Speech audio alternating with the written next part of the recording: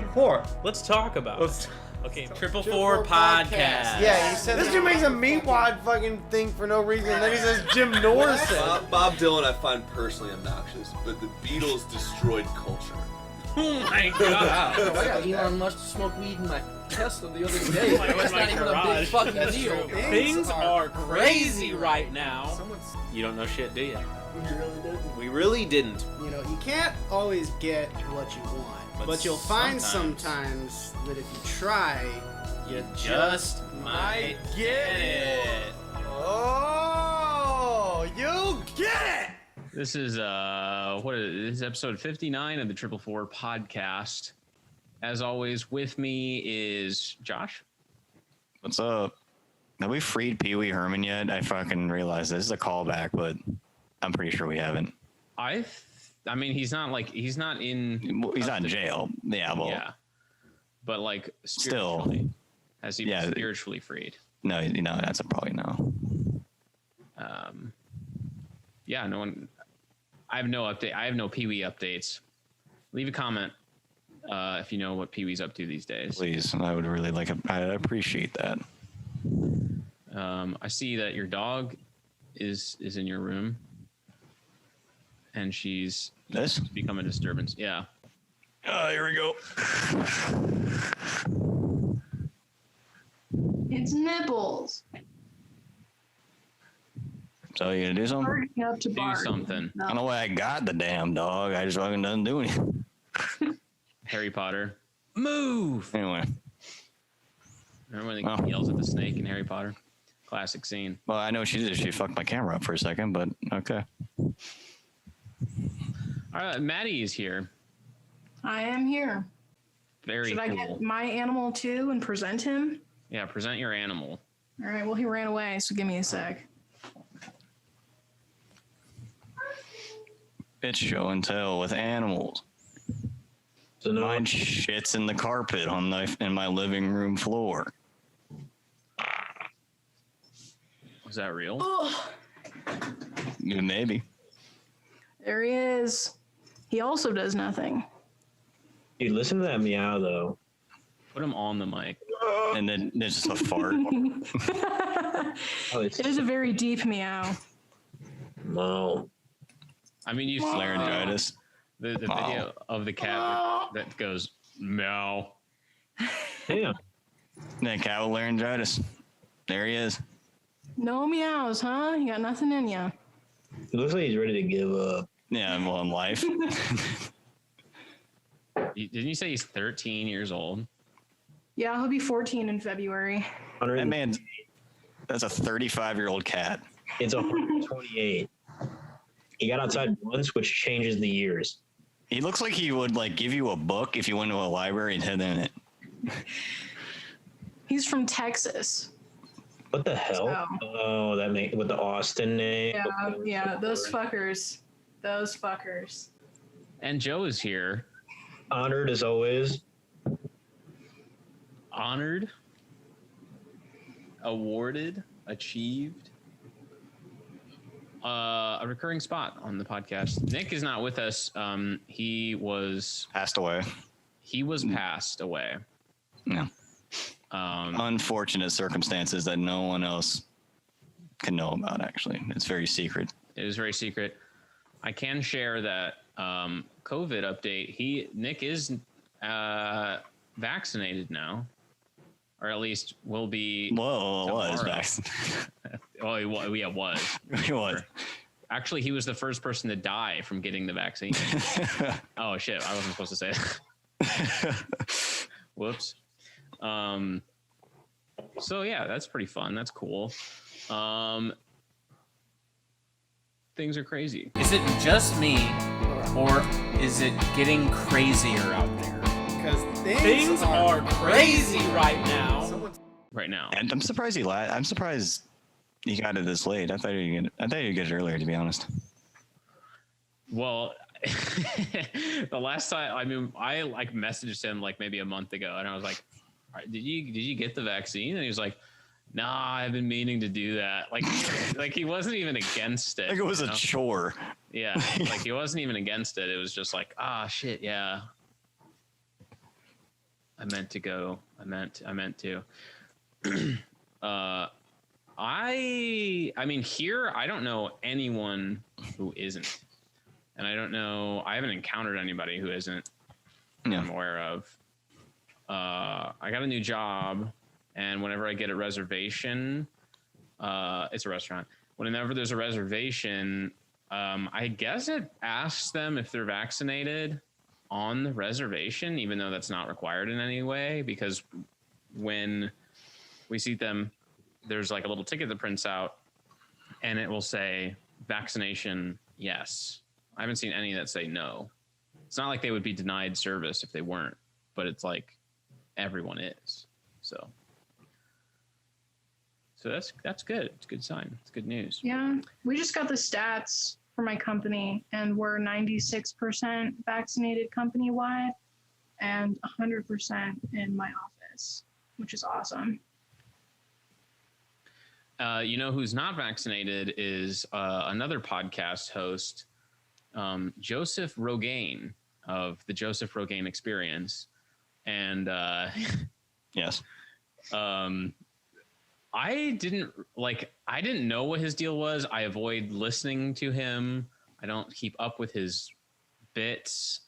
But apparently he has contracted COVID-19 as of yesterday. And I mean, so Look at him. Look at him now.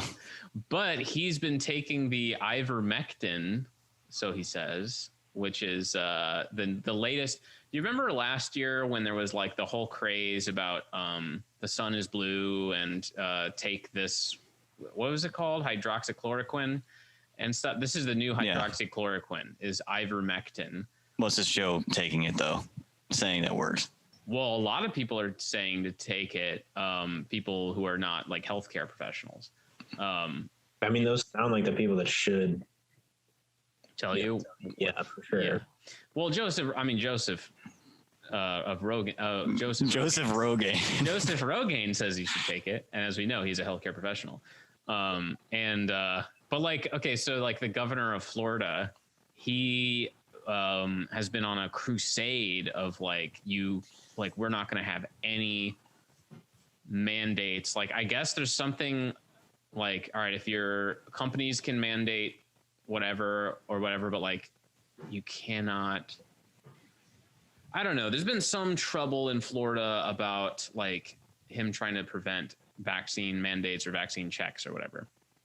And he, like, I went on his Twitter account for whatever godforsaken reason.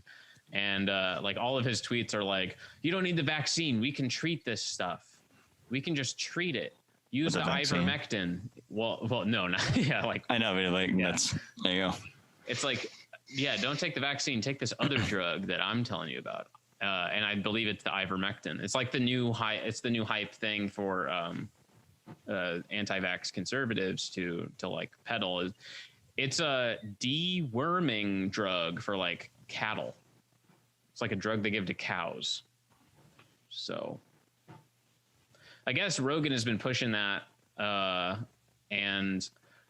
But the thing is, like, he's been doing his show since the beginning of the pandemic, and he has made it public that he does test everybody that he does the show with and stuff. It also happened to Paul Stanley and Gene Simmons from KISS. They both got COVID recently, and they put out a statement that said that the entire band and all their staff are vaccinated and stuff. But Which is odd. It's still weird to me that he's like there's like some level of concern, however like minor it is, because then why would he be testing? I'm guessing for other people's concern. well, I don't think Rogaine is like a non-believer. Like, I don't think he's like it doesn't believe like, COVID. yeah. But he like, I guess he's said stuff in the past like, don't. It's like, if you're a young person, you don't need to get the vaccine because you're young and healthy or whatever. And I'm like, okay. But obviously the mutations have already occurred. Yeah. Already I mean, cause problems. I remember he did like a episode with Bill Burr, like I think towards the beginning of the pandemic. then he was just like, Bill Burr is essentially saying, "Shut the fuck up and just let everyone else, just let the actual professionals do it. Let's talk about it." What, like they have heat during the episode? Not really. He says like, like Joe is like talking about how it's kind of like low-key masculinity thing for him, and then like For Joe Rogan? No way. yeah, no, I know, right? And he says something about mask, and Bill Burr goes, come on, Joe. And then he's like, you think we're going to talk about how, like this, like virus or whatever, and we have like no medical background or whatever. Yeah. Essentially just what it is boiled down to. Well, that's like the whole thing with his whole entire show. I mean, like he has taken upon himself like the cult of personality, like this whole thing of like, I am a thought leader and like I'm the one telling the fucking truth, man. I'm fucking okay. I watched an entire Rogan episode for the first time like recently, and it was with Jacob Dylan from the Wallflowers, Bob Dylan's son. And they just talked about the music industry the whole time. And Jacob Dylan was kind of talking about like, what it's like to be, how it's like to be an artist, a musician now versus in the 90s or whatever. And I thought it was pretty cool. And then I was like, all right, maybe I've been dissing Rogan too much. So then I switched over to his episode with Shane Gillis, who's a comedian that I like. And it's like, obviously Shane Gillis is going to be a person that it's going to be appropriate for them to talk about cancel culture or whatever and offensive jokes and all this stuff. And it's like, Rogan's just on this fucking crusade about like, I should be able to say whatever I want. And like, then it goes into the like fucking, I don't know, stupid meathead stuff. And I'm just like, this is so obnoxious and boring and annoying. And every episode is 3 hours. So it's like, I hate this. 3 hours think- of saying whatever the hell he wants, That's a good question to ask though, is like, when is like the appropriate length of a podcast? Honestly, I feel like, I don't know. At the beginning, when I was doing for this show, like at the beginning, there was always like Jacob and I, when we first started doing this, it was supposed to be like 45 minutes. Yeah. Because we didn't want to overstay our welcome. But then we started we did a couple that got longer, and then that gets kind of like tedious. Like an hour and a half is kind of a lot. Especially for like somebody who is, just some guy, like, yeah. I feel like a good hour to hour and a half is kind of a good sweet spot. I know Mark Maron is usually like an hour and a half, like the 2 hours sometimes. Well, it's like, I mean, Maron is the GOAT. I mean, he's the GOAT podcast host. And also he like talks to interesting people, but even still, it's like, I mean, he puts out a lot of his episodes at like an hour. I think that is more dependent on how much time that the celebrity guest has like in their schedule. Yeah. But like, I guess like for Rogan, like sometimes when it might be excuse, like he, interviewed Tarantino. It's like, all right, talk to Tarantino for 3 hours, because that's a guy who just does like, talks a lot, has a lot of opinions, whatever. I'm sure that's an insufferable episode, but like, I don't know, like that's probably a person worth talking to for a long time in some regards. I think a good hour to an hour and a half is probably like a good, like just a decent episode. It's like, that's a good time frame to have. But I think like once you get into like 3 hour like territory, that's a commitment. Yeah, that's Well, just so I think much. it really depends on your content, because like for a podcast like this, I feel like 45 minutes, hour and a half is an appropriate amount of time.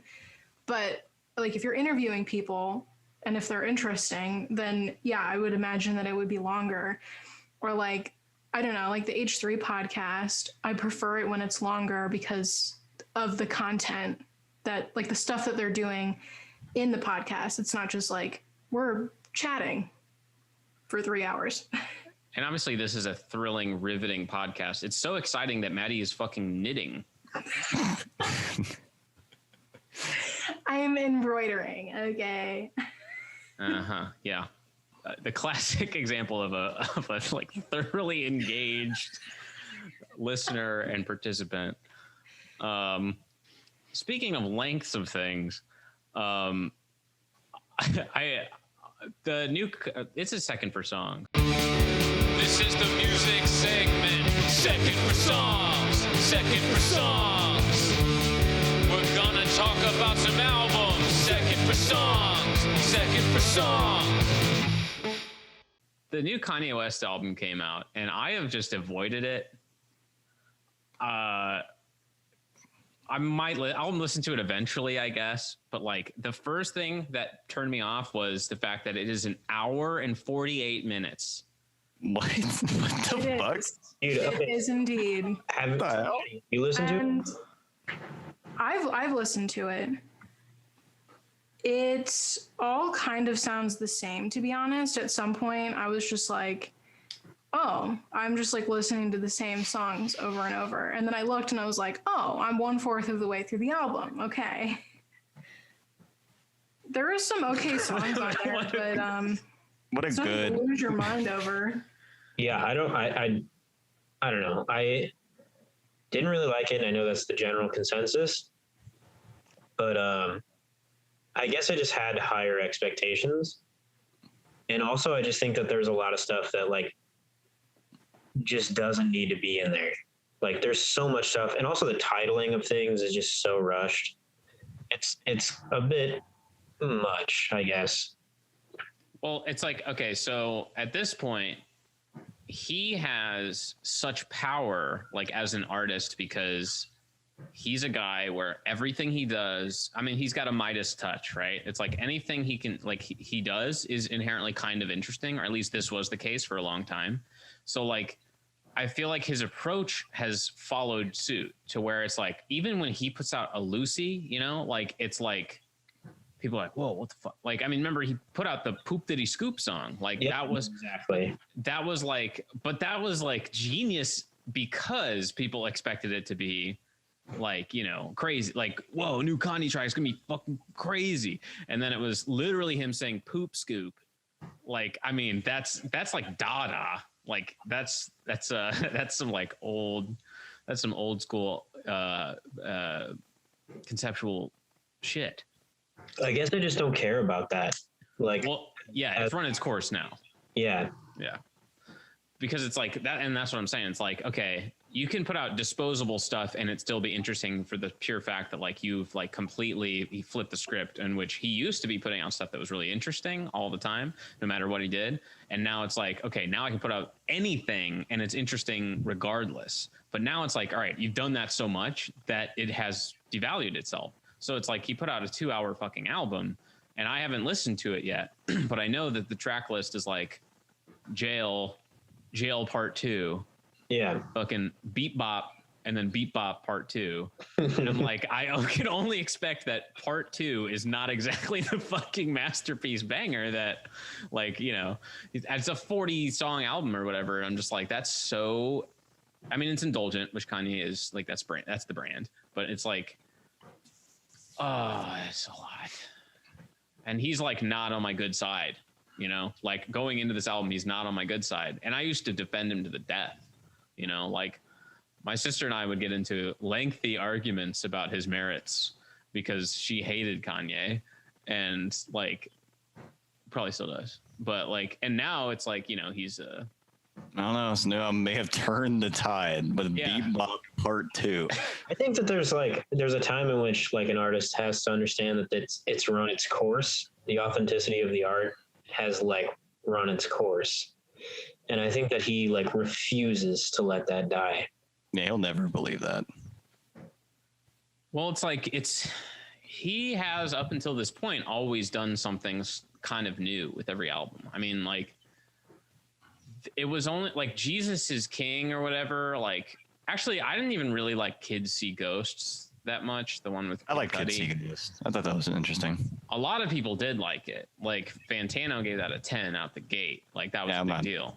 I won't give it a 10, but it certainly was interesting at the very least.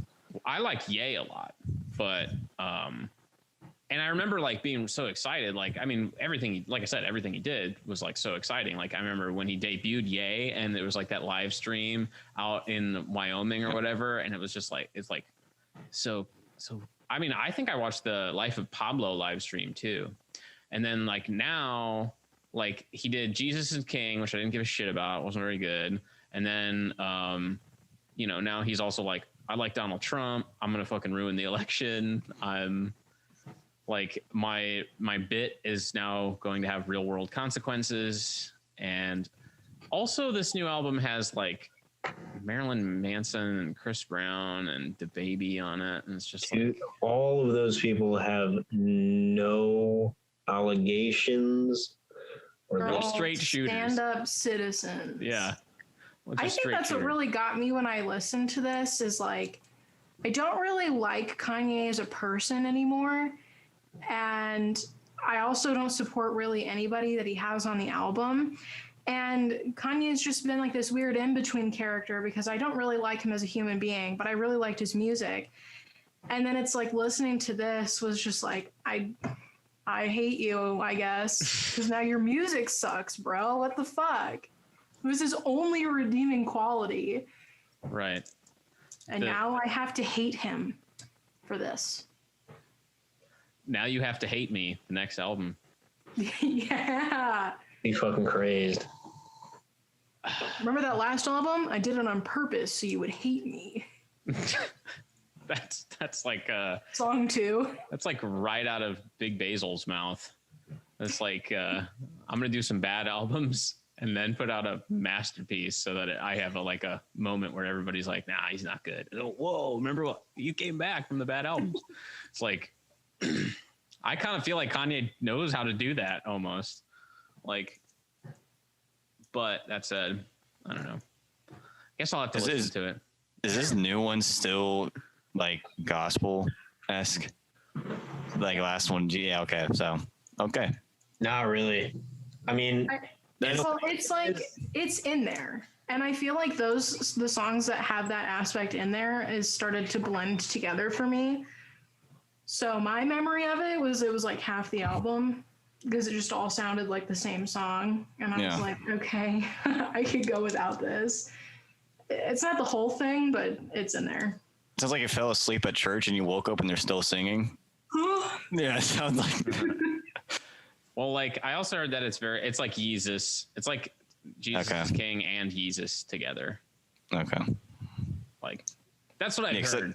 I didn't hear a single fucking song out of that, so I'm totally blank on it. And if you wanted to, you could never hear one of those songs. Probably. I also heard he doesn't curse. There's no cursing on the album. Is that true? That's probably true. Anyway, there is some good music out there. Something that has changed since the last podcast is that musical events are returned. I think I've seen 5 shows so far. How about you guys? Have you seen these? Have you seen musical events? Have you seen rock and roll concerts? No. I went to a bar where there was live music, but What'd they play? it was a bunch of rap. Oh. They rapped over, and so it was weird because it was only vocals, but there was one dude on a keyboard, and you could tell like the rest of it was like the dude could play the keyboard parts of like the song, but everything else was just like there. So it was like Suicide. It was like it was like Ghost Rider.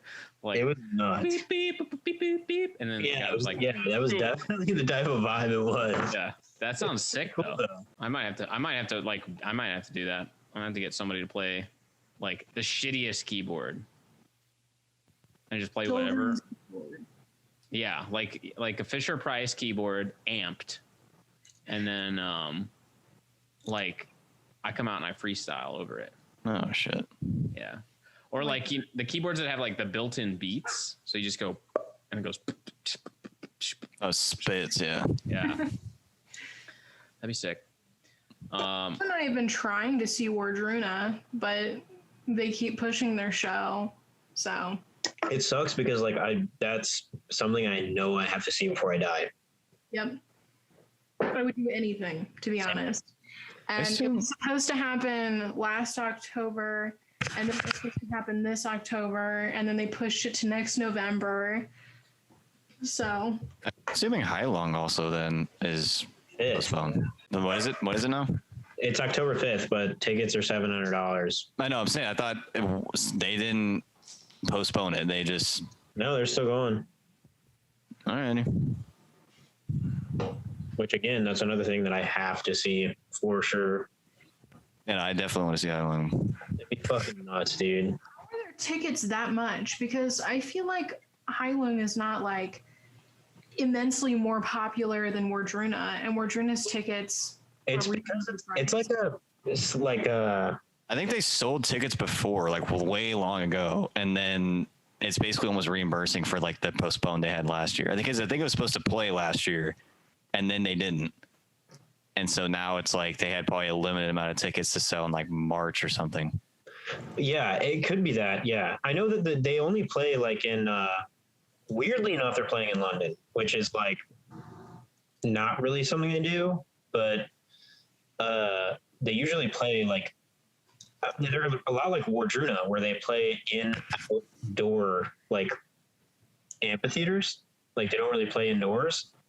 That's not at all what Wardruna does, but okay, maybe I mean like I was under the assumption that they play like a lot of their like recorded live music is outside. Like a good amount of it is outside. Maybe that's just where they choose to record, but they I mean Hailung, I know they choose like select locations, and I know that Colorado is one of the places that they like chose to play at. I didn't know that they had like a concert scheduled previously that they like just ended up having to reschedule, but I know that like it's really rare that they play outside of Europe. So yeah. Where are they playing in Colorado? I don't remember. Yeah, Red River. Yeah, it's somewhere outside. Red Rocks. Yeah, the Rock. I think it's the Rock Amphitheater, whatever it's called. It's called Red Rocks. Red Rock Amphitheater. Is it really? Yeah. Yeah. Well, all right. Road for me. Why don't you just go live there? Or since you're so fucking close. Well, you like Colorado so much, why don't you go fucking live there? Okay. Yeah, I've seen some local stuff. That's just been a lot of fun. Meeting a lot of people, really like the community, the scene, as it were. The last show I saw, though, was easily one of the worst. It was for a little-known local band called Wilco, and they played at the Pritzker Pavilion in Millennium Park, which is the park next to the Cloud Gate sculpture, which looks a lot like a food, but I can't really put my finger on which one. That's a little joke for the Chicago folks out there. Anyway, one of the worst venues, because it is an amphitheater, but it's really drawn out and long. So it's got a lawn section, just like any other amphitheater, but it's like more narrow, and there's no incline to it. So it's kind of like a straight, flat place. And then it dips down, and there's this sort of orchestra seated section, and then the stage. So if you're in the lawn, you will see nothing, because unless you're in the very front of it, there's going to be people in your way. So I didn't see any musicians the whole time. So that was sick. And also, there was no monitors. There was no PA set up around us. It was all coming directly from the stage. So it was very thin sounding. And the mix was kind of just the vocals. There was hardly any guitar in it. It was very bad. And then I went to go get a beer, and I was in line for an hour. So I missed most of Slater Kinney's set, and it was just a fucking super awesome experience. So don't like this. I hate big concerts. It's like there are so many bands that are like really popular big bands that do like stadium and arena shows and stuff, and it's just like I don't even want to go to that. It's going to be a miserable experience. Yeah, I agree. I think that's been my experience. Joe and I got tickets for Cool World for next May. Whoa. So Yeah. that's gonna be a while. That's the craziest lineup I've ever seen in my life. Yeah. So turns out they're all gonna play one song though. And then leave. Yeah. Dude, that's why I hated Warped Tour. I went to like 3 Warped Tours and I was like, this is the worst. It's, if you were trying to get somebody to music like at all, and you were just like, yeah, just go to Warped Tour and then just figure out what you like. You know, casual listeners. Can't wait for summer and the casually Warped Tour. into a band. I got to touch musicians. That was exciting for me in Warped Tour, and that was my priority. More detail when you say touch musicians. Oh, pop punk guys, not a very good reputation. Was it the dude from Panucci's Pizza? My favorite band. I thought that guy was redeemed in some way. Like I don't really know all the details of it, but I felt like the last thing I read was that he was back on the. He's all right. He's a good guy. Go ahead, think that. Sorry. Read Wikipedia sometime. You know, I went to one Warped Tour. I think it was 2012, and I didn't care about like any of the bands. I went to see Stepdad. If you remember, that's some old school. Yeah, I remember stuff. For the real heads know. And they were there. That was cool. There was a band called like I Fight Dragons or something. I don't know. Remember the period of where like every band had the most corny fucking ridiculous name? Like, remember there was a band called I Wrestled a Bear Once, all lowercase, one word. Yeah. So bad people aren't creative like that anymore. Okay, look, I hate to be this person, but remember the people that actually liked Blood on the Dance Floor? No, I never hung out with them. I don't remember you. Complaint directed at me. what does Blood on the Dance Floor sound like? Go ahead, just play one. Yeah, you can just play the fucking Vine where he's singing over it. Sing a Blood on the Dance Floor song. All right, I'm okay.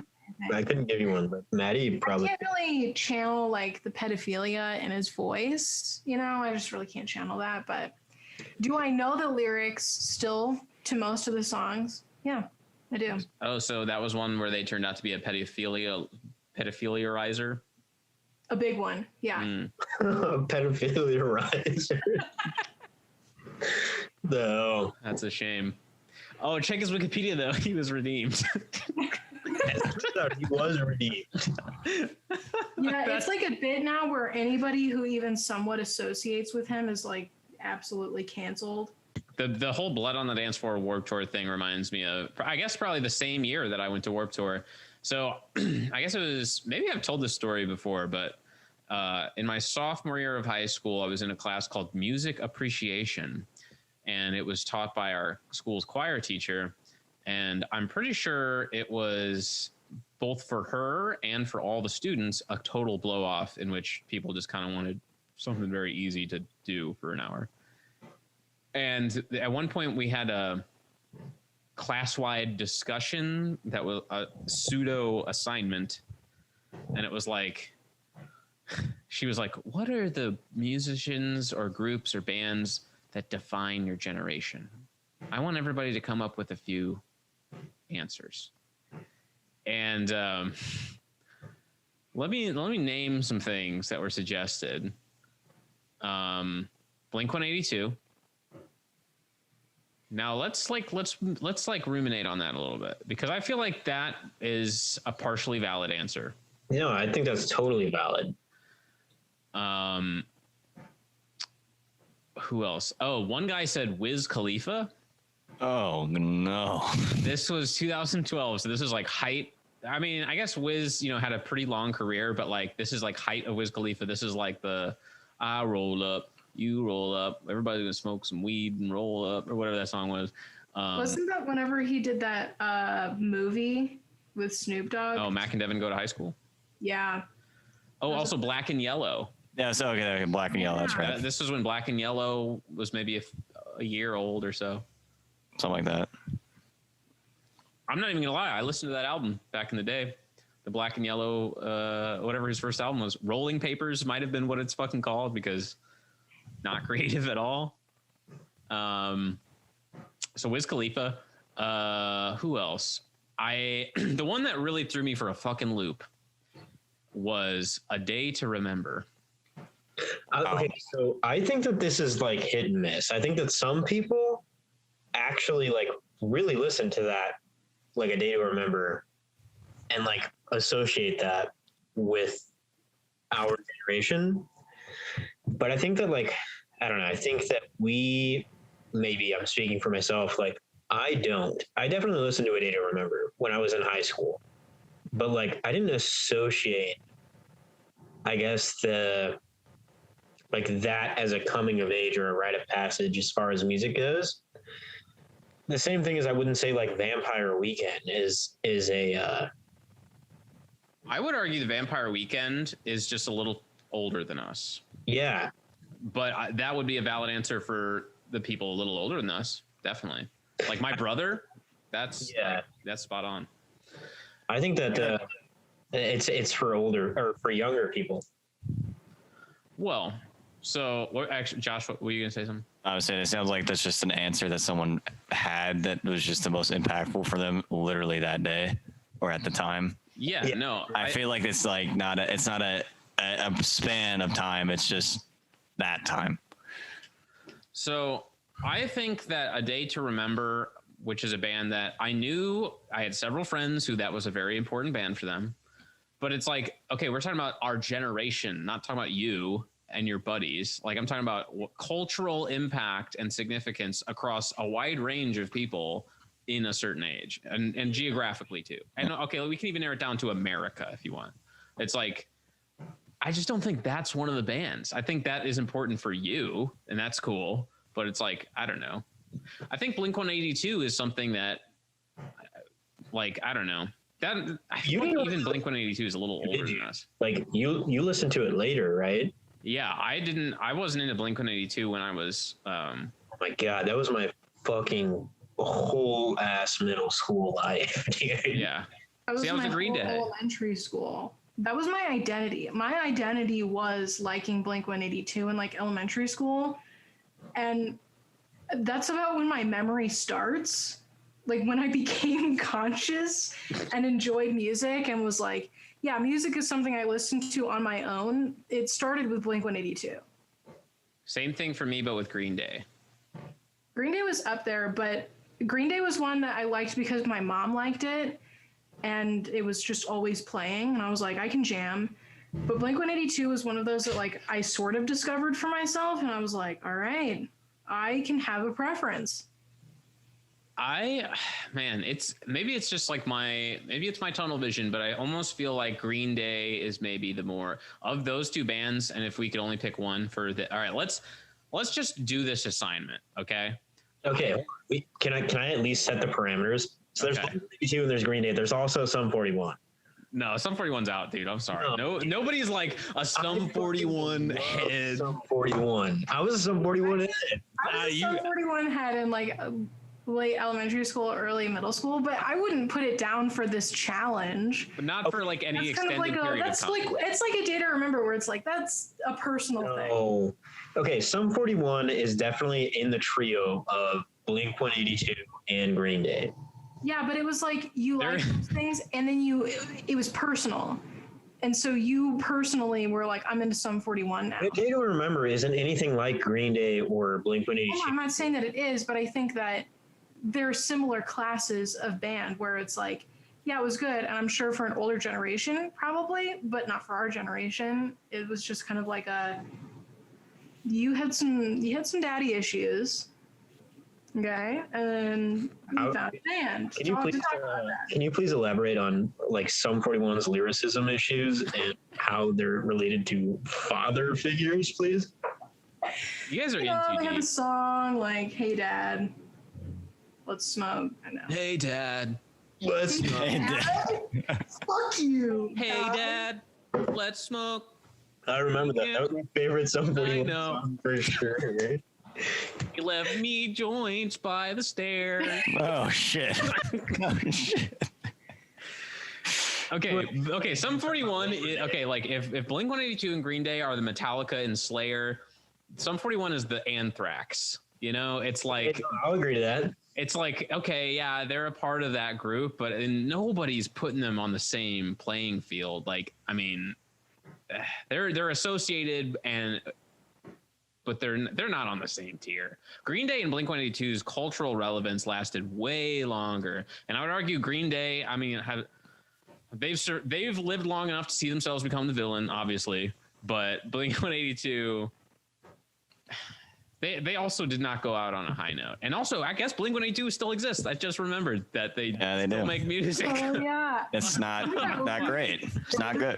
They did. That Oh was shit. so good. They're gonna reunite again soon. I wish I'm that pretty they sure. would stop that. Yeah, I don't know. whenever aliens like actually manage to land and just hang out. And their first band, the first thing they want to see, You. Tom DeLonge and Blink 182. yeah, reunion. No, I think, hey, Godspeed to Mark Hoppus because he is battling cancer. But I think if he makes it, and he's healthy, and you know, I hope that he is, because he seems like a good fella. They will reunite. They will definitely reunite, and yeah, I think that's gonna happen soon. Well, And- I'm just gonna ignore it. Like I've ignored everything else Blink-182 has done since Neighborhoods. Okay, neighborhoods No, actually. I'm saying Tom reunites with them. You're gonna ignore that if Tom reunites. Yes. That's bad form. That's just bad form. That's just bad form. I don't- Bad manners. Didn't your dad teach you better? No, I have daddy issues because I listen to Sum 41, so my dad didn't teach me anything. Did you smoke weed with your dad? But dad, I didn't just heard a teach me song. anything. Anyway, back to the assignment. I personally think it's Green Day. Between Green Day and Blink-182, I think it's Green Day. Same. I'm actually in the same boat. Yeah, I'm going Blink-182, dude. I'm also going Blink-182. Okay, Blink-182 never wrote shit as good as Fuck Time. That is. There you go. They wrote. Okay, Also, the lead singer's crazed, but he's not that crazed. Who, Billy? Yeah, Billy. Billy Joe. is that him in kindergarten? Yeah, don't you remember that song, Pop Rocks and Coke? When it's like, God, you know what I'm talking about? I do. Yeah, like Billy Joe, you just made your first hit single or whatever. Can we not ignore the fact that they wrote a song about Labor Day? And No, that's Blink-182. I know Oh, what you guys are overlooking. oh yeah. Look, Happy Holidays, you bastard. Oh, yeah. That is a classic. I don't know. I think What's Green Day's best song versus what Blink-182's best song is? what is Green Day's best song? I'm gonna say it's probably Basket Case. It might be. It's like Basket Case, When I Come Around, or Long View. It's like one of those. I think When I Come Around is a great. Basket Case is God tier. Basket Case is so Yeah. good. Welcome to Paradise. Nobody knows what he's saying to this day. Because he doesn't say anything. Yeah. Also, that song, it always confused me. Also, do you realize we talk about Blink-182 and Green Day on every episode of this podcast? This goes to show that they're a part of our generation's Mount Rushmore of bands. When I was younger, I was like, did he say, like, he goes, I went to a whore. He said, my life's a bore. And that always confused me because I'm like, a whore? That can't be a man. I always heard it as she. No, he says he. It's a he, yeah. Definitively, he says he. And like I read recently, it's like, yeah, he's like, I'm bisexual. I meant to write it that way. Like, and I'm like, okay, weird way to like approach that topic, but okay. So I think that's kind of an interesting angle to that song. So, in case anyone was curious, I Googled their most popular song for Wow. both of them, Green Day and Blink-182. Like by what metric? Popular. Gonna be What's My Age Again? Honestly, And it kind of just looks like opinion. I don't know how this isn't an actual statistic that It's either- exists somewhere. Spotify, like All these small things, or Damn It is definitely the top link. Damn It Or, is oh, the top one for Blink-182, and for Green Day, it's Basket Case. I don't know if Damn It deserves to be. I agree. It's a good song, but it was never my favorite. Always, or I mean, Adam's song. That's true. Uh, You know what I'll never forget? Just short, sad anecdote about that. My brother and I used to watch this dude on YouTube, and he would play Guitar Hero, and like that was his thing. He just played Guitar Hero, and we would watch him do that. And then I remember he released this video that was not him playing Guitar Hero, and Adam's song was playing, and he was like, "I'm gonna body myself," and I like whatever. And he was like, "And now I'm smoking this pack of cigarettes because like I'm gonna die and it doesn't matter anymore," and all this shit. And I was like a really little kid watching this shit, and I was like, "Holy fuck, this dude's really gonna die." And I remember praying. I prayed for that dude. When I believed in God, I was like, "Hey, dude, like this guy, I think he's gonna body himself. I hope he's okay. He hasn't uploaded in like 6 months." oh Anyway. no. Dude, I will say Blink-182 wrote more songs that I think are genuinely like affecting and like profound than Green Day did. Because when Green Day did try to write serious material, it was always bad. I mean, like American Idiot, I've come to understand is like a production songwriting masterpiece, but the lyrics are terrible. agreed. And like, I don't know, they never wrote a song that I was like, wow, I really feel that. Whereas like Blink-182, I feel like definitely accomplished like actually like connecting with some things that I felt, you know, like, and I would even go as far as saying, I think I Miss You is a good song. I think song. it's for sure. Like, so Blink-182 has that edge. Green Day has more longevity, and I think I like the Dookie stuff is like incredible. All right, well, we'll just, you know, we'll intertwine them as a part of one thing. Sum 41, sorry, you're cut. You know, you know what? Another thing, like, okay, this is all right. Here's a controversial one. This, you have to tell me if you think this is that's yours. That's a you thing, because Pearl Jam. Nirvana. Oh, like the question becomes like, when is it your band versus like, okay, like Vampire Weekend is something I think is my brother's generation. Like, I guess part of this is like almost like they have to come up with you, you know. And I think a band that came up with us and kind of lives and dies with specifically people our age is Modern Baseball. See, I think that Modern Baseball does a really good job of portraying how it feels to be us. I mean, it lives and dies with us is for sure a truth, but I mean, at the time, they could have gone on forever, but you know, they did live and die with us. But like, yeah, for sure. I think that Modern Baseball portrays exactly how it was, you know, to be a high schooler in our generation. In 2013, 2014 specifically, you know? Yeah. I And don't like, think that they define our generation at all. Like, I think they're an awesome band and they're super relatable and, you know, everything you guys just said, but I wouldn't be like, I don't know. I feel like that's promise a you very more people. specific to us kind of thing.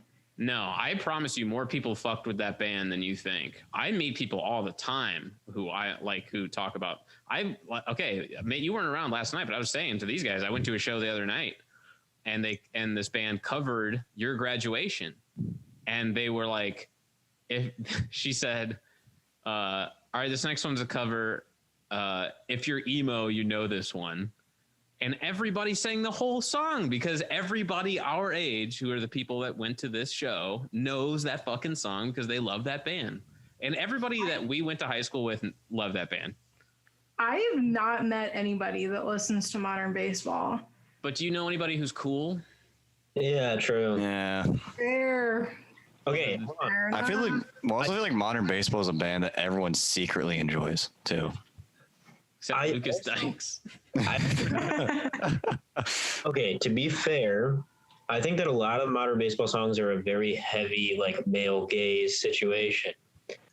And so, like, I don't know if that plays into what Maddie's talking about at all, but I could see. No, I mean, I really like the band and I think they're great. I love the band. Everything's fine with them. But like, I guess I just, when I think about like that, things that really define our generation of people, I feel like in my experience, at least, it doesn't really encompass a lot of people. It encompasses a relatively small group of individuals or Okay. a specific group of individuals. I think the difference here is like, so with Blink-182 and like, I don't know, Rock Show and stuff like that, like those songs, like, you know, I thought about those while I was in high school, but it didn't necessarily, you know, like encapsulate the feeling of being, you know, young and like part of the generation. Whereas like in hindsight, I think that modern baseball like actually did capture like a lot of how I truly felt versus like, I think that's valid. Yes, correct. But maybe I'm misunderstanding the prompt of when I'm thinking about this defines our generation. I'm thinking like pretty much anyone you meet on the street that's our age knows who the fuck you're talking about, whether or not they like them, you know? A little bit Well, then more in like that case, it's like pretty obvious what the answers are. It's like Wiz Khalifa for sure. Wiz Khalifa, fucking, Definitely who. like, I don't know, Kanye. And Drake. But like, I guess that's like, yeah, I guess we were answering two separate questions then. You're correct. You're right. But it's like, which is what my complaint to be like at the beginning anyway was. That said, I feel like, I don't know, maybe the more interesting prompt is what it was for us in those years specifically, because I don't even feel like Blink-182 and Green Day count in that case, because it's like those bands were kind of in their twilight by the time we were at the end of high school, at the beginning of high school. So, I don't know. But like, I don't know. I guess the good bands are not the most popular bands anymore. So it's probably easier for like people in the 70s to be like, you know what bands define my generation? Fucking Zeppelin, fucking AC/DC, Motorhead, you know, whatever. Friend to Yeah. pull the lead out. You never got the lead out. So yeah, that said, an important point was raised about modern baseball. I think they are so much more important and culturally ingrained than most people would think. But maybe that's my idea to remember to answer. I learned that I only know lame people, apparently. That's true. What the fuck? There weren't so many bands that were like new and happening that were also like really important to me. Like, obviously, like Titus Andronicus is a band that was very important to me, but it's not a popular band. Yeah. You know, or like I also loved Weezer, but Weezer is sort of not our. It's not the generation. Yeah, it wasn't the current Weezer either. You know. Yeah. It was not. I feel like there's also like whenever you're going into the whole Weezer thing, there's a lot of people I feel like I grew up with that Pinkerton is like a huge thing to them. Yeah, and it was a huge thing for me. I wouldn't claim any like particular generational ownership over though, and it's like it's from '96. You know, it's like it's like it's like one of the most influential albums as far as emo music is concerned. That's for sure. Yeah, I still need to listen to the whole thing through. Oh, you missed the boat. I think you missed the boat. Where I'll never listen to it ever, and anybody Never listen says to it. anything good about it, I'm gonna trash talk them. Well, speaking of emo stuff, it's time for films. This is the time for films theme song. It's over. Most important emo movie of all time came out last month, and it was called Evangelion 3.0 plus 1.0, and nobody else in this fucking Zoom call has seen it because they're a bunch of fucking idiots. Wrong. Correct. And I have No fortitude to be able to watch those, and you have to respect that. I just Wrong. need to rewatch, so you It's gonna have take some- me a bit. I have to find the right place and the right time.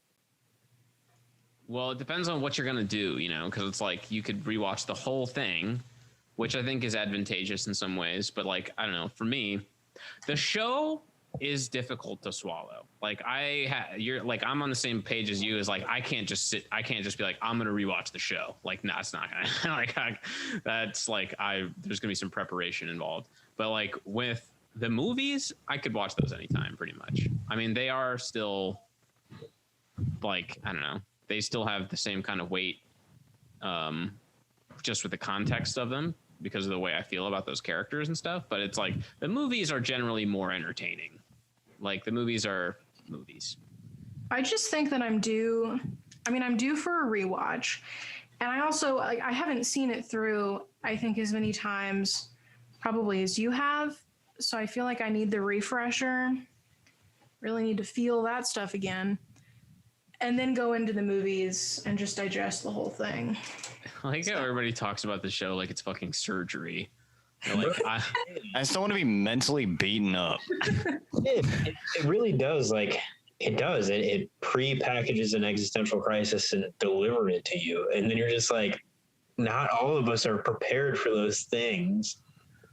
but at the same time, I mean, I don't know. I don't know. I feel that way about the show. I'm not, and also like I like to savor stuff too. I think I've seen the show 3 times. I've seen the movies at least 6 times in like each, and I watched this new one twice within like the first 3 days, which is rare, very rare thing for me to do. But I mean, the second time I watched it, like I really was like so moved. The thing is, like the show is cutting and it is like difficult, but it does, I don't know, at least attempt to provide some things that are like,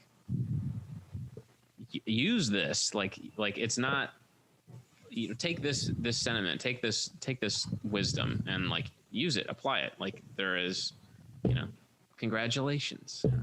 Yeah, no, I understand, but the problem is that it's like beating you down until you're raw, and then it rebuilds you back up. Being like beaten down to the point where like you're emotionally vulnerable is the problem. I understand that eventually it comes back. No, it's Well, it's real. I also feel like I'm really prone really to anything. Sometimes I watch a regular ass movie and I'm like, I'm not real anymore and I have to go to bed now. So I have that issue with regular ass movies and shows. We watched a movie last night, also of East Asian origins. And let me tell you, it makes Evangelion look like fucking trash. Looks like fucking putrid garbage juice. And it was a film entitled Mr. Go. Joe, why don't you explain Mr. Go for the audience? Oh my god. All right. Good luck. So basically, there's this circus that is in trouble with the mafia, of course. And they have a gorilla because it's a circus. And then after that, you know, with the trouble with the mafia thing, they end up just somehow finding out he's good at baseball. I was totally vacant for that part.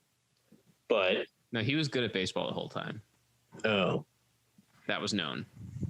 so like they knew he was good at baseball, and then they hired him out of the circus. Yeah, because the ringmaster loved baseball and he had a gambling addiction. Yeah, I thought it was because he juggled or Gambling something. addiction. And so the girl grew up This is me. Hold on. Well, you don't know the fucking movie, clearly. This is as far as I Everybody remember. hold on. I'm not I'm saying just I'm saying, I don't infallible. hold us. I'm just saying always the this one is who how knows I the remember plot it. best. Look, I can remember things wrong, and that's okay. So anyway, Godzilla comes out at some point.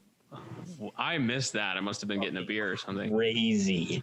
Dude, he had a blunt. It was Came out with a blunt in a fucking It's 10. cool. Could be confused as an Uzi.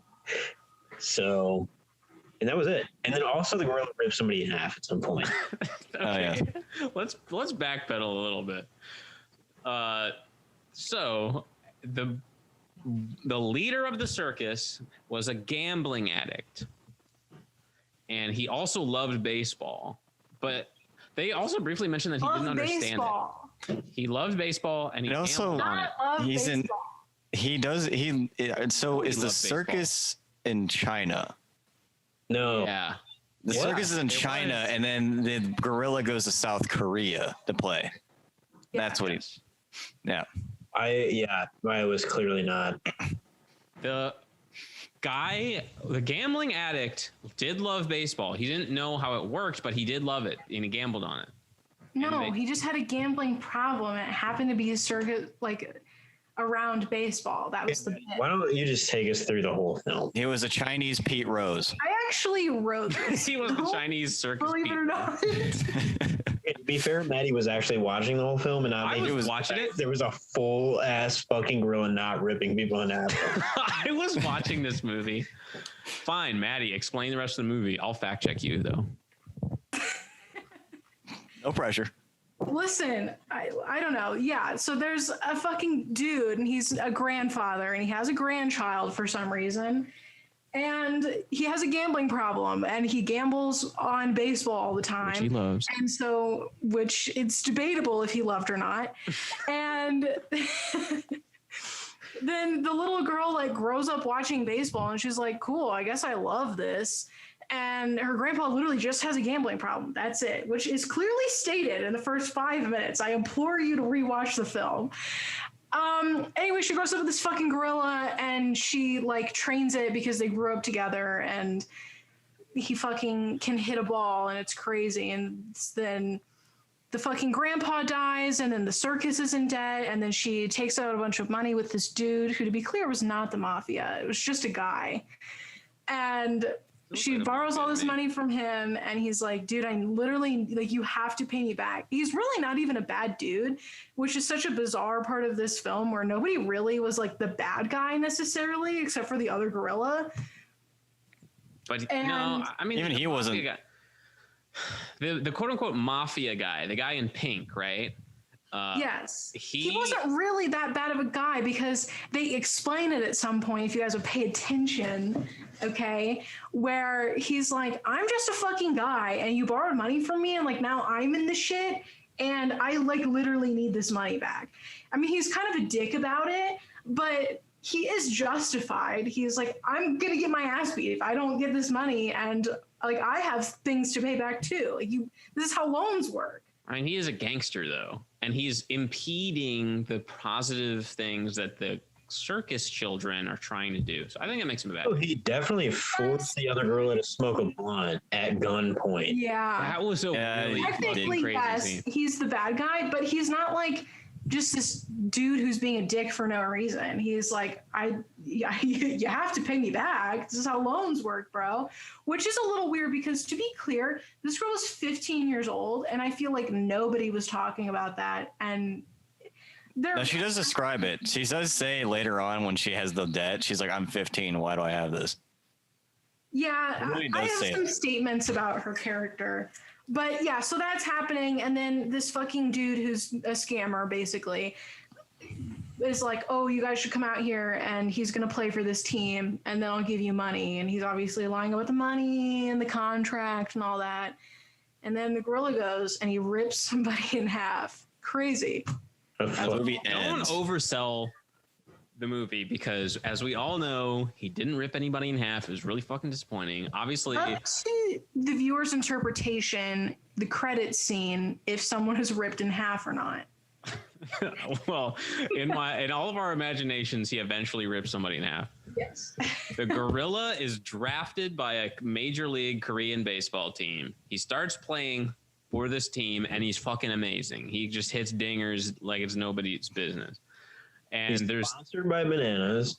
He is sponsored by bananas, and also the song "Walk of Life" by Dire Straits, which drops at least 7 times in this movie.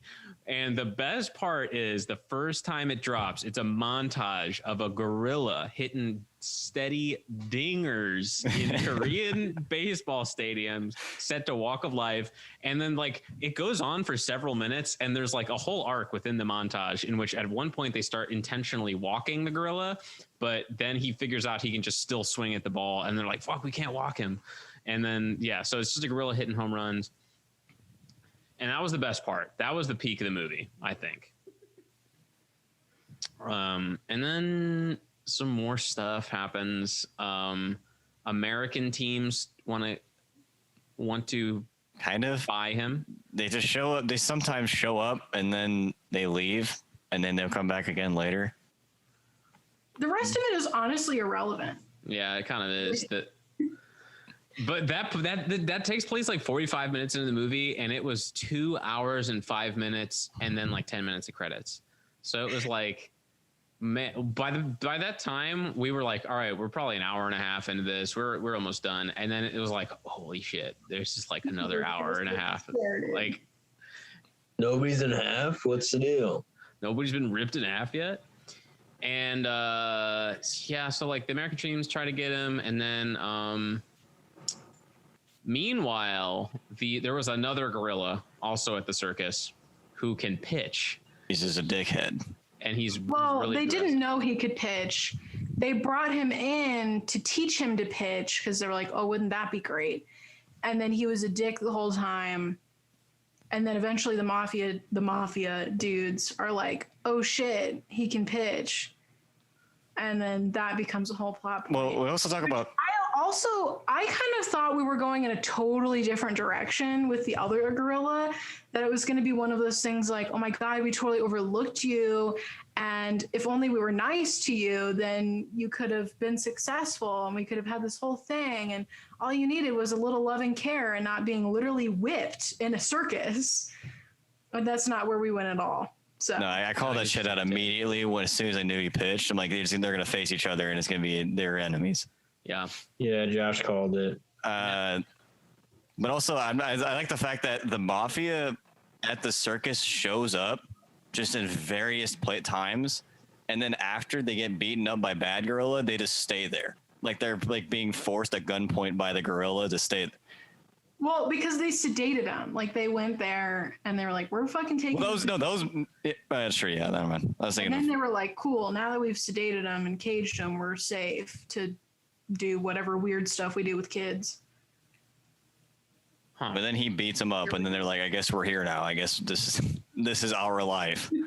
Remember the part wherever he somebody with a bat, and then yeah, it was not like very like so. Yeah, so there's a scene where he manslaughters.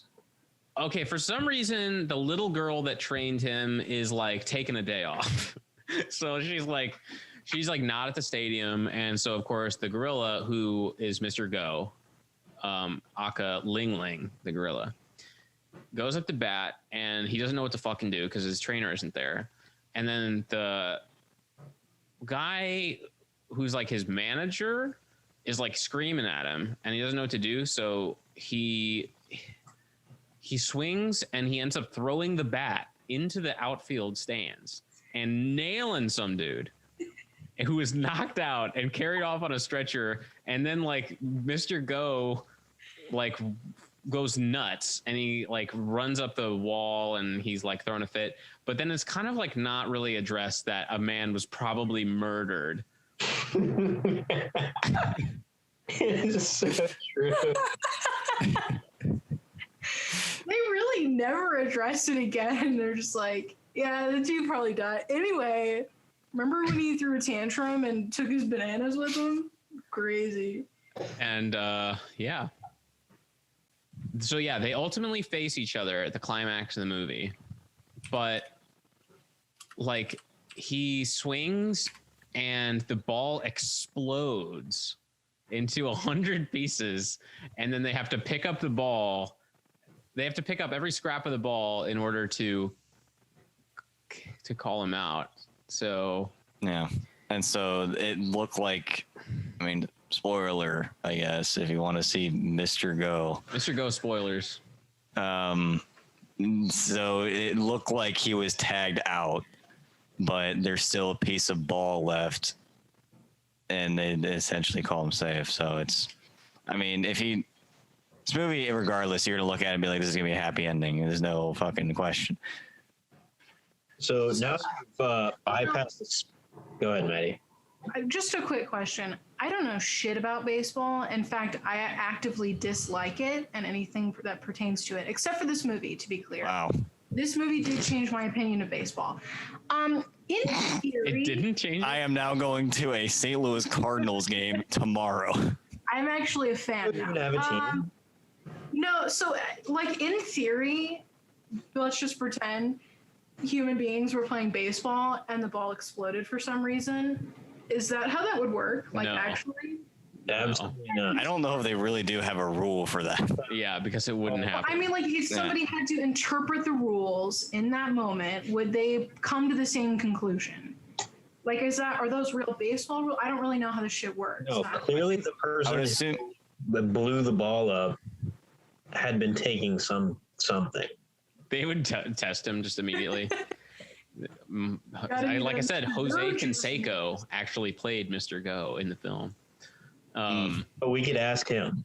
I think that was actually the joke of that scene, was the guy who like made that call, who was like, oh, they have to pick it all up or whatever. Like he just like makes that up on the spot. Like that's like the gag is like, oh, they got to pick it all up before you can get home. My interpretation was that they read the rules and they were like, I mean, technically, if the ball is still within the stadium, then you can use it to get somebody out. And technically, all pieces of the ball were in the stadium. And by that logic, they were like, okay, so pick up all the fucking pieces and then you have the ball. So Maddie has been named the new commissioner of baseball. She will now Like I interpret. said, this converted me to a baseball fan. Go. her first rule of business: please take steroids. I Madam implore you. Bowen. See, and actually the whole bat thing, that has happened in real life. People have been hit by bats and taken out. Did they die? What do you mean by taking? Like they just throw them out? They've been, hey, you got to leave.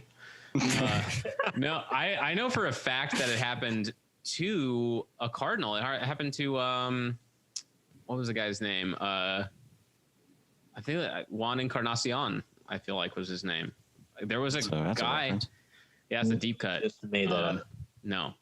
And a guy, I forget the name of the guy who threw his bat. I think it was like Miles something. If you remember, this is like 2008 Cardinals or something. And like swung his bat so hard and threw it, and the guy who was on deck got hit with the bat, and he like couldn't play baseball ever again. Like, so Mr. Go was kind of fucked up. For bringing that up. For like involving such horrible thing. Of When course, was this movie made? like 2012, Okay. same year I went to Warped Tour. You know, Weird you're- coincidence. They actually had a screening.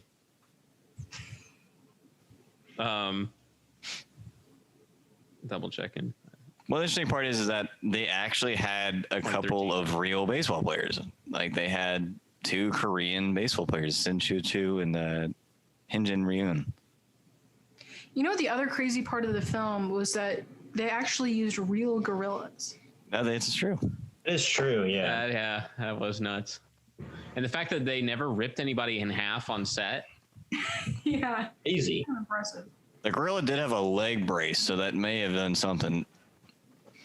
So like when the gorilla has so when they have the ultimate duel at the end, Mr. Go is in a leg brace. And I swear that's a reference to like Kirk Gibson hitting a home run with a leg I think brace. so. It seemed Yeah. like it.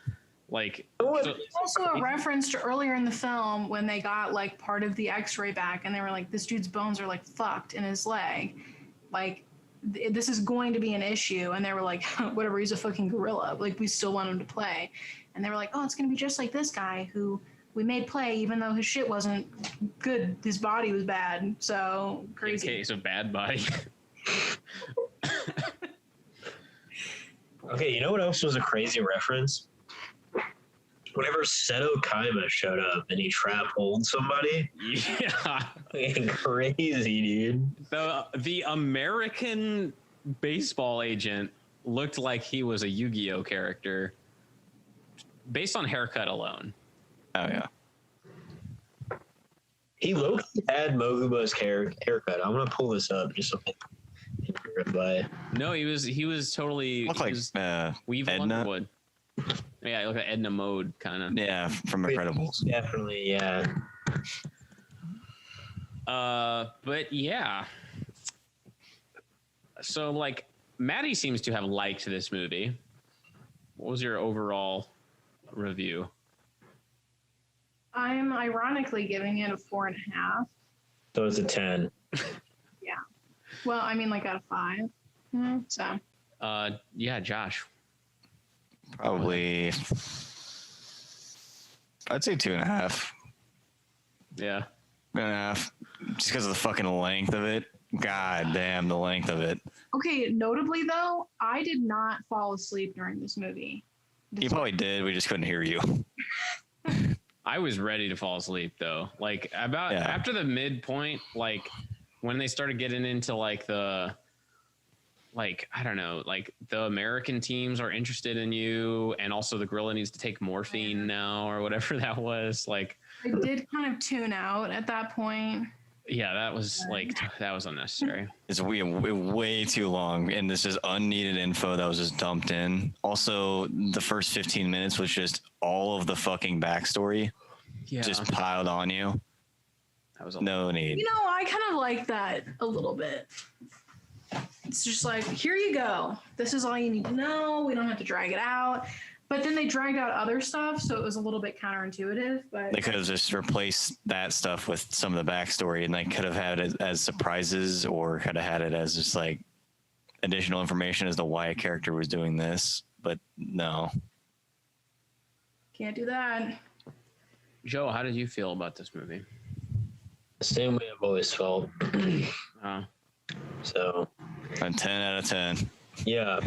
No, I thoroughly agree. Halfway through the film, if he would have ripped somebody in half, it would have progressively become something totally different.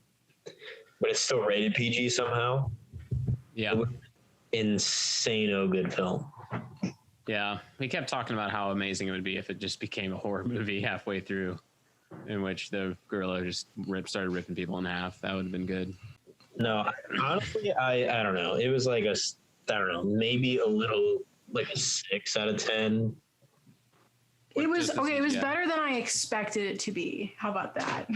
It was like If Josh didn't ruin the film, it would have been The completely reasonable like ending that everyone could see.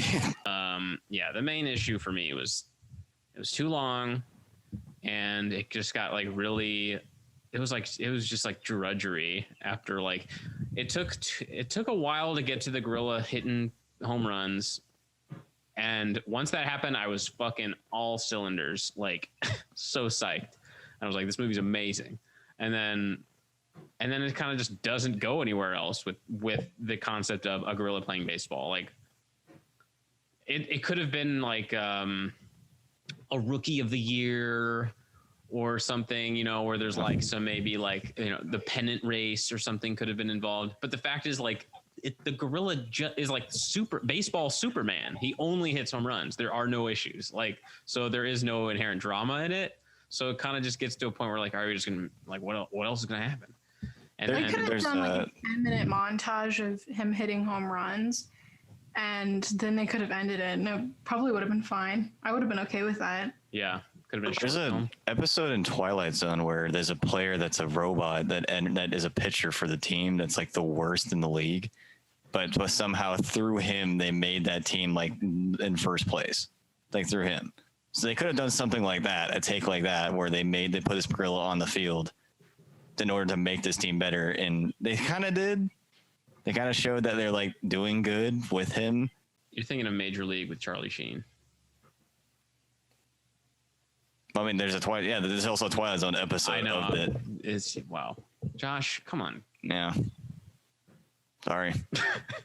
Major League, Charlie Sheen. Charlie Sheen. Charlie Sheen, dude. Come on.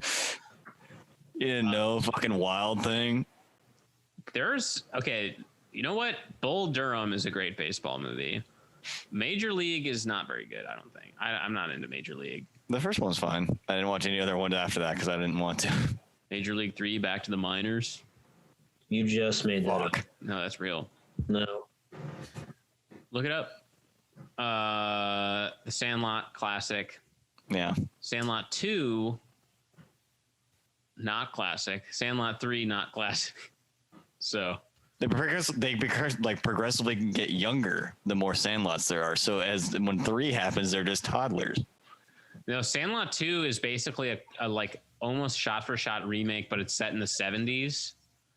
And then there's Sandlot 3, which is like, I think Matthew Perry is in it, and he plays like a current Major League star, and he travels back in time to when he was playing on the Sandlot when he was a kid.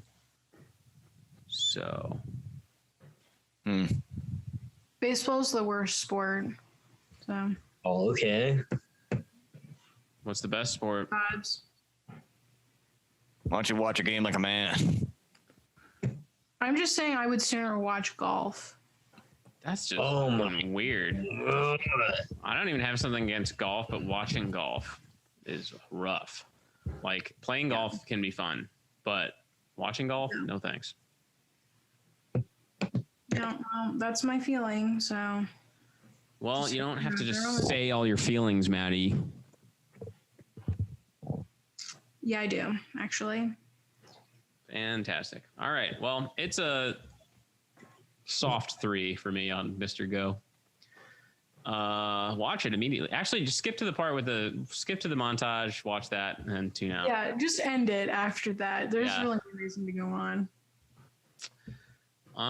Yeah, that's pretty much the things that need to be covered here today on the podcast. It's been great. It's been fantastic. It's been wonderful. Thank you for tuning in. Thank you for listening. Do I have to do all the plugs that I always do? Go to the Triplefour store. Go to watch Darkness on the Edge of Town. Whatever. I did discover recently that Darkness on the Edge of Town is now no longer on Amazon Prime, and it had at least one. I think it had a 1-year run, which was pretty good. I imagine that most things phase out after a year.